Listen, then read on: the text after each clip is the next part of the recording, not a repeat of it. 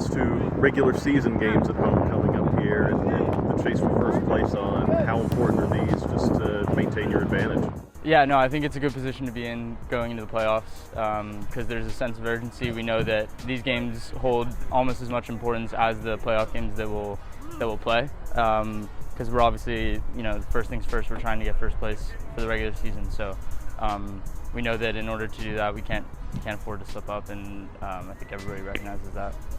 How much do you guys talk about knowing that you have only one loss here at home all year, and what a huge advantage that would be going into the playoffs? We don't talk about it at all, but I think there's an understanding from guys on this team that when they come to play in Pittsburgh, they understand that Highmark is, from where they've come from around the league, it's always been tough for them when they've come to play here.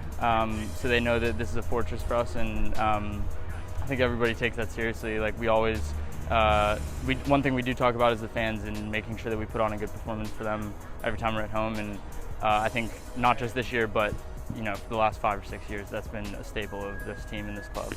What does being able to pull out a road win like that do momentum-wise, and what did you learn from that game? Yeah, I mean, we've had a couple of those recently. I think, go back to Hartford, let a bigger lead slip away there.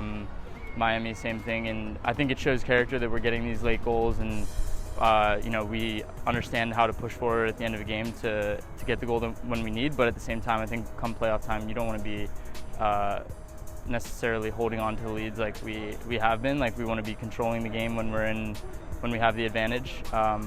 We haven't quite been able to do that, I think, recently. So we're making the adjustments. I think everybody's aware that when we have a lead in a game, we need to do a better job of keeping the ball, maintaining pressure on them so that they don't really have much chance to go the other way against us.